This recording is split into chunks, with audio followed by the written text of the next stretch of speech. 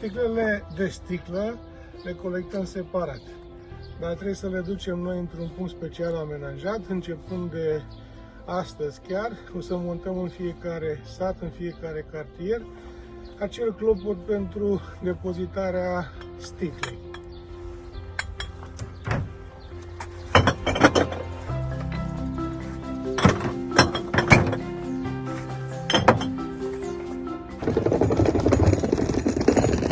Haideți că nu este greu.